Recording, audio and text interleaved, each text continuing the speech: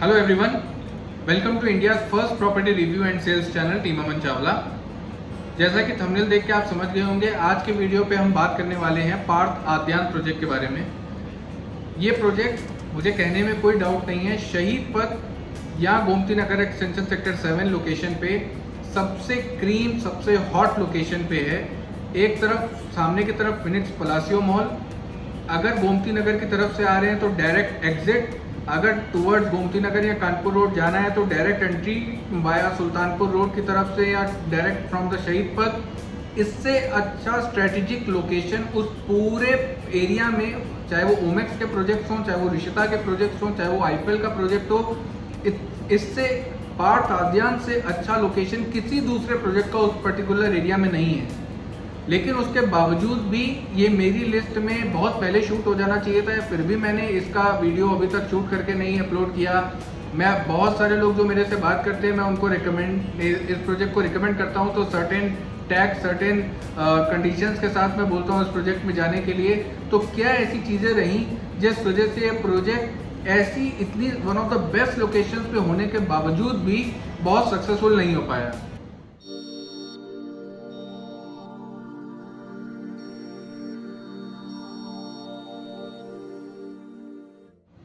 सबसे पहले बात करते हैं इस प्रोजेक्ट के जो एरिया, जो साइज इसमें जो साइज मिक्स या प्रोडक्ट मिक्स है इस प्रोजेक्ट का।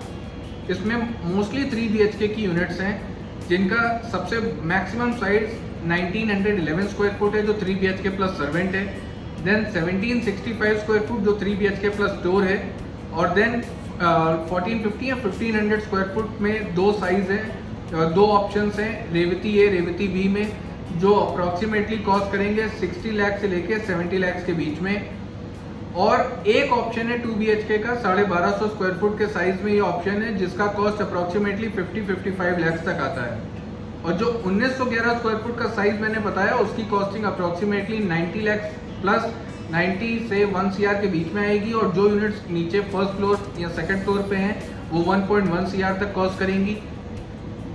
जो 3 BHK प्लस स्टोर है 1765 स्क्वायर फुट का, वो कॉस्ट करेगा अप्रॉक्सीमेटली 80 से 85 लाख रुपीस तक। ओवरऑल इस प्रोजेक्ट में 26 to 27 यूनिट्स ही फ्रेश में बची हैं, नहीं तो अगर इसमें लेना है तो रीसेल में ही आपको लेना पड़ेगा।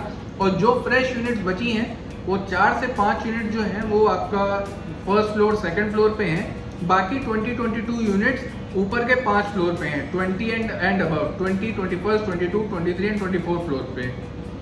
एक टाइम पे लखनऊ का टॉलेस्ट रेजिडेंशियल टावर था, टॉलेस्ट रेजिडेंशियल बिल्डिंग थी, 24 फ्लोर्स हाइट प्लस ऊपर 1 फ्लोर या 2 फ्लोर पे वाटर टैंक। इतनी ऊंची बिल्डिंग पूरे शहीद पथ पे शायद ही कोई रेजिडेंशियल टावर उस समय अप्रूव हुआ था। ये 2014-15 की बात कर रहा हूँ मैं।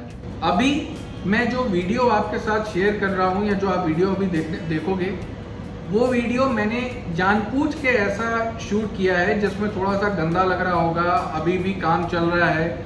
मैं चाहता तो मेरे पास ऑप्शन था सैंपल अपार्टमेंट जो पूरी तरीके से फिनिश्ड है, तैयार कर दिया है प्रेजेंटेशन के लिए, मैक्सिमम वही, हर कोई वही यूज़ करेगा। लेकिन मैंने उस वीडियो को नहीं चूज़ करते हुए रॉ वीडियो आपके साथ शेयर कर रहा हूँ। उसके पीछे का लॉजिक मैं बाद में कवर करूँगा। अभी स्ट्रेट अवे हम बात करते हैं इस प्रोजेक्ट के प्रोज की, कि इस प्रोजेक्ट में लेने के फायदे क्या हैं। सबसे पहली चीज़ तो अप्रूव प्रोजेक्ट है, LDA से अप्रूव्ड है। और आउट ऑफ जितने भी 6 टावर्स हैं, उन 6 टावर में से 5 टावर या 4 टावर में लोग आ चुके हैं, रेडी टू मूव कंडीशन में हैं। और बहुत लगभग मेरे ख्याल से 150 प्लस फैमिलीज इस प्रोजेक्ट में, इस प्रेमाइसेस में इस समय रह रही हैं। सेकेंड एडवांटेज, लोकेशन, जैसा कि मैंने बताया फिनिक्स पलासियो के ठीक सामने है, मॉल के ठीक सामने है। सामने से मेरा मतलब ये भी नहीं कि 50 मीटर्स 100 मीटर्स का डिस्टेंस होगा, हार्डली 10 मीटर्स या 20 मीटर का डिस्टेंस है फिनिक्स पलासियो से इस प्रोजेक्ट का। रोड के एक साइड पे ये प्रोजेक्ट है, रोड के एक साइड पे फिनिक्स पलासियो मॉल है। और उस एरिया में बहुत वाइड रोड्स हैं, connectivity to Hazratganj, towards airport और टूवर्ड्स गोमती नगर बहुत अच्छी है। कहीं घूम के या यूटर्न लेके नहीं आना पड़ेगा लंबा। Third, room size. इस प्राइस पॉइंट पे जो रूम साइज अभी अंदर मिल रहे हैं वो रूम साइज बहुत अच्छे हैं। बहुत बड़े नहीं हैं लेकिन छोटे भी नहीं हैं। जो प्रॉब्लम आज बहुत सारे कस्टमर्स को फेस करनी पड़ रही है कि 60 लाख 70 लाख रुपीज़ में भी रूम साइज़ बहुत बड़े नहीं मिल रहे, इस प्रोजेक्ट में वो प्रॉब्लम नहीं है। 12 बाय 11.5, 12.5 बाय 11, 13 बाय 11 के रूम साइज़ के साथ में इसमें आपको मिल जाएगा। वार्डरोब स्पेस अलग से है, बालकनीज बड़ी हैं और स्टोर एरिया का प्रोविज़न और सर्वेंट रूम का प्रोविज़न भी है 2 साइज़ में। तो ये तो मतलब एक ऐसी चीज़ है जो आज के जो बिल्डर आ रहे हैं, जिस रेट से महंगाई बढ़ गई है उसमें ये उन प्रोजेक्ट्स में इतने बड़े साइज नहीं अवेलेबल हो पा रहे हैं। जो प्रोजेक्ट की ओवरऑल कंस्ट्रक्शन क्वालिटी है वो बहुत अच्छी है। मैं फिटिंग्स की बात नहीं कर रहा, मैं जो भी उसमें दरवाजे यूज़ हुए हैं, विंडो पैनल यूज़ हुए हैं, उनकी बात नहीं कर रहा हूँ। डोर्स जो फिटिंग्स अंदर बिल्डर यूज़ करता है उसकी नहीं, मैं ओवरऑल स्ट्रक्चर की बात कर रहा हूँ। जो स्ट्रक्चर, जो मटेरियल, जितना कंपनी ने पूरे कॉस्ट का इस मटेरियल पे और इन सब को बनाने में लगाया, एक अच्छा कंस्ट्रक्शन क्वालिटी है इस प्रोजेक्ट का ओवरऑल। तो कमी कहाँ रह गई? इतना सब अच्छा होने के बावजूद ये प्रोजेक्ट सक्सेस क्यों नहीं हो पाया? उस नेगेटिव पे बात करने से पहले मैं सभी अपने ऑडियंस और व्यूअर्स को बताना चाहता हूँ, ये वो प्रोजेक्ट है जिसको मैं 2014 में 15 में बहुत प्रमोट किया करता था और मेरी वजह से इसमें लगभग 20-25 बुकिंग्स भी हुई होंगी मेरे थ्रू इस प्रोजेक्ट में। जिसने भी इस प्रोजेक्ट को देखा था उस समय ओमेक्स से ऊपर रेट करते थे, शालीमार से ऊपर रेट करते थे, ऋषिता से ऊपर रेट करते थे, जस्ट बिकॉज उसकी लोकेशन इतनी प्रीमियम थी कि उस समय तो मॉल भी नहीं बना था और इंटरनेशनल स्टेडियम भी नहीं बना था। उसके बावजूद लगता था यहाँ पे जब बनेगा तो क्या माहौल होगा। वो सब तो वैसा रहा, लेकिन इस प्रोजेक्ट की एक बहुत इंपॉर्टेंट फैक्टर को मैंने उस समय ध्यान में नहीं दिया, जिसकी वजह से वो मेरा एक लर्निंग फेज है। जैसा कि मैंने अपने पहले भी वीडियोस में बताया, ऐसा नहीं है कि गलतियां मेरे से नहीं हुई, गलतियां मेरे से भी हुई हैं।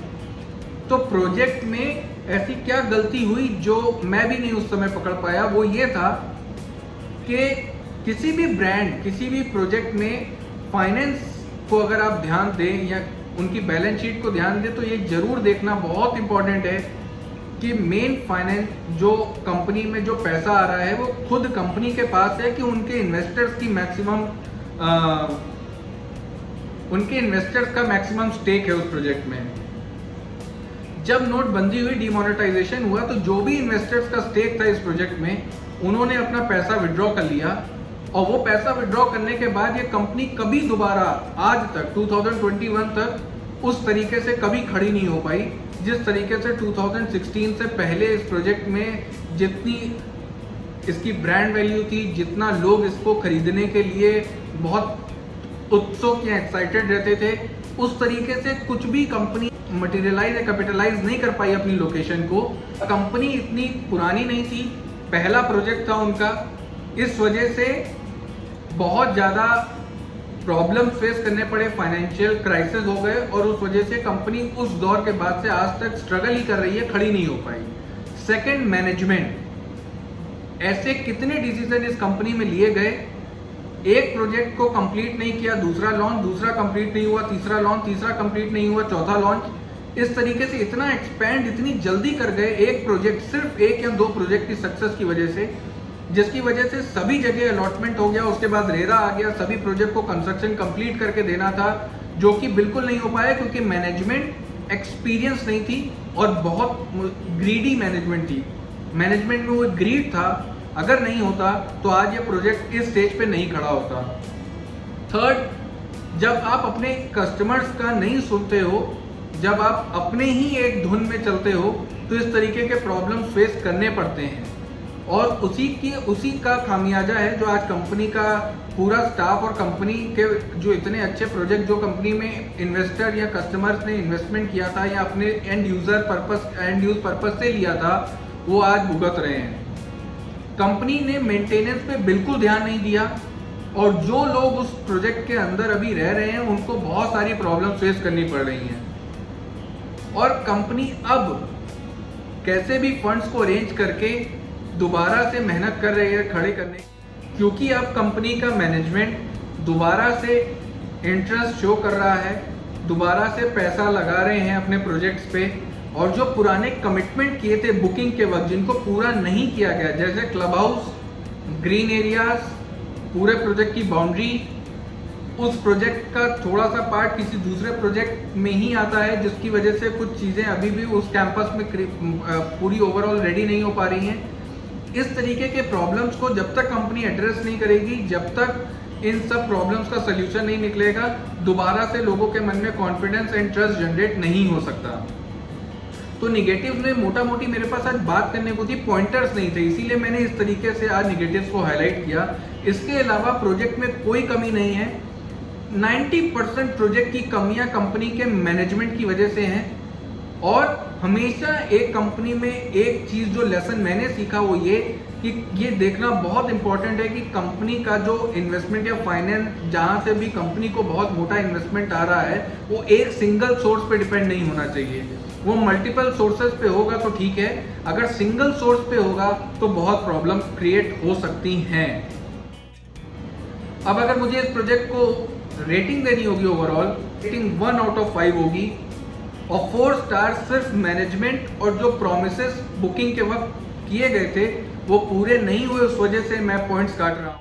हर वो ऑडियंस जो इस समय मेरा ये चैनल को फॉलो कर रहे हैं, इस समय मेरे वीडियोस को देख रहे हैं, अगर आपको अभी लेके शिफ्ट होने का टाइम 3 साल, हालांकि ये रेडी टू मूव स्टेट पे है, उसके बावजूद भी 3 साल 4 साल में आपको शिफ्ट होना है, तो डेफिनेटली इस प्रोजेक्ट को कंसीडर कर सकते हैं। जो लोग अभी प्लान कर रहे हैं इसमें लेने का, एज अ इन्वेस्टर, अगर अच्छे प्राइस पे रीसेल पे यूनिट मिल रही है तो जरूर ले सकते हैं। अच्छे प्राइस से मेरा मतलब 75 से 80 लाख के रेंज में अगर 3 BHK प्लस सर्वेंट अभी मिल रहा है, या 70 से 75 में 3 BHK प्लस स्टोर अभी मिल रहा है, 60 लाख की रेंज में अगर 3 BHK मिल रहा है, 60 या 63 तक में 3 BHK नॉर्मल 3 BHK मिल रहा है, तो डेफिनेटली एंट्री ले सकते हैं। सेकेंडली, अगर इस प्रोजेक्ट में जो पहले से लेके बैठे हैं और वेट कर रहे हैं अच्छे टाइम का, तो 2024 तक मुझे लगता है कि बहुत अच्छा रिटर्न दे सकता है ये प्रोजेक्ट। गलतियां हुई लेकिन कंपनी एफर्ट ले रही है, लोन्स कराए हैं, बैंक से फंडिंग ली है बैंक से इस बार, और लीगलाइज चैनल से फंडिंग आई है। तो मुझे लगता है कि जब उनकी भी एक मॉनिटरिंग होगी तो डेफिनेटली चीज़ों को स्ट्रीमलाइन होना पड़ेगा, करना पड़ेगा। तो जो भी पुराने स्टेक होल्डर्स हैं, जिनका पैसा, जिन्होंने एज अ इन्वेस्टमेंट इस प्रोजेक्ट में अपना पैसा लगाया था और एग्जिट नहीं ले पा रहे हैं, उन लोगों को अभी से और 2-3 साल वेट करना चाहिए। जितने भी पुराने लॉसेज हुए हैं, ये इंटरेस्ट बहुत ज़्यादा बढ़ चुके हैं। मुझे लगता है 3-4 साल में अगर कंपनी सब कुछ ओवरऑल एक एम्बियंस क्रिएट कर देती है, क्लब हाउस बन जाता है, ध्रुव ए, ध्रुव बी, सारे टावर्स का पोजीशन हो जाता है, फिनिशिंग कंप्लीट हो जाती है, तो रिटर्न्स इसमें डेफिनेटली मिलेंगे, क्योंकि इससे अच्छी लोकेशन पूरे शहीद पथ पे कोई दूसरे प्रोजेक्ट की नहीं है। तीसरा, जो लोग आज भी इसमें लेने का सोच रहे हैं वो क्यों ले, उनको रीजन क्या है? तीसरा रीजन ये है कि यहाँ पे प्राइसिंग जो है वो इस रेंज में इस तरीके के प्रोजेक्ट की 1 CR प्लस जा चुकी है। ये एक लौता प्रोजेक्ट है जिसमें प्राइसिंग अभी भी 1 CR बिलो मिल रही है।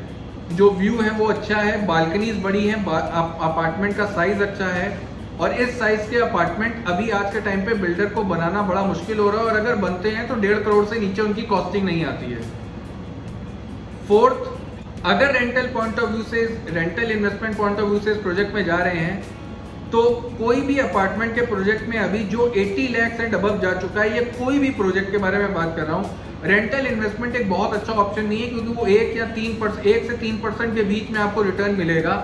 इतना पैसा किसी कमर्शियल इन्वेस्टमेंट पे आप करोगे तो 5 से 7% के बीच में इंटरेस्ट आराम से रिटर्न मिल जाएगा, आपको इंटरेस्ट मिलने लगेगा अपने प्रिंसिपल अमाउंट का। तो अगर rental investment point of view से जा रहे हैं तो बिल्कुल ना देखें, मेरा एडवाइस नहीं होगा। हाँ, इन्वेस्टर जिनको आज भी पैसा लगा के 5 साल बाद एग्जिट लेना है वो उनके लिए भी ठीक है, या 6 साल बाद एग्जिट करना है उनके लिए भी ये प्रोजेक्ट ठीक है, और जिनको रहना है लेकिन अभी नहीं रहना है, 2-3 साल बाद शिफ्ट होना है, उनके लिए भी ठीक है।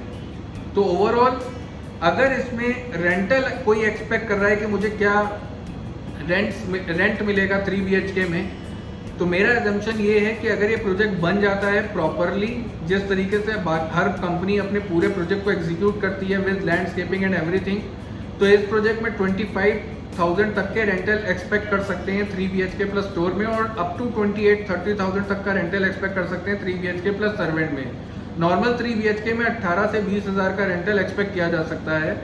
और अभी करंट सिचुएशन में जो भी मैंने फिगर बताई उसमें से लगभग 25 to 30% वैल्यू कट डाउन कर लें, बिकॉज अभी भी प्रोजेक्ट का एम्बियंस, प्रोजेक्ट का लैंडस्केपिंग, फिनिशिंग ये बहुत समय से धीरे धीरे चल रहा है, जिस वजह से लोग यहाँ पे इसीलिए आते हैं क्योंकि आसपास में रेंटल्स आई हैं यहाँ पे, क्योंकि बिल्डिंग अभी पूरी तरीके से फिनिश नहीं हुई है, तो वो इस उम्मीद में आते हैं कि थोड़ा सस्ता मिल जाएगा। इसीलिए बहुत इंपॉर्टेंट है ये समझना कि लोकेशन अच्छी है, LD अप्रूव्ड है, बिल्डर का प्रोफाइल कैसा है। बिल्डर का प्रोफाइल अगर नहीं ठीक है या बिल्डर के प्रोफाइल में कहीं से भी कोई डाउट लग रहा है, तो फिर इतनी अच्छी लोकेशन और इतने अच्छा सब कुछ होने के बावजूद भी प्रोजेक्ट सक्सेस नहीं होते। होपफुली मेरा पॉइंट सबके लिए क्लियर होगा, मेरा मैसेज सबको क्लियर स्ट्रेट अवे पहुंचा होगा। इसी तरीके से चैनल को फॉलो करते रहें, सब्सक्राइब करें इस चैनल को और बेल आइकन को प्रेस करें सो दैट कोई भी लेटेस्ट अपडेट आप मिस ना करें। टीम अमन चावला की प्रोफाइल को फेसबुक, इंस्टाग्राम और ट्विटर पे फॉलो करें। इन्फॉर्मेटिव रहें, अपडेटेड रहें और कोई भी डिसीजन रियल एस्टेट में क्वालिटेटिव एनालिसिस करने के बाद एक क्वालिटी डिसीजन ले, क्वालिटेटिव और क्वांटिटेटिव एनालिसिस करने के बाद एक क्वालिटी डिसीजन ले, सो दैट कि आपका पैसा भी बढ़े, आपको रिटर्न्स भी मिले, अगर रहें तो एक अच्छी सोसाइटी, एक अच्छा लैंडस्केप, एक अच्छा एम्बियंस मिले और बच्चों को अच्छी सोसाइटी और टाइमली पोजीशन मिले। Keep following this channel. Thank you so much.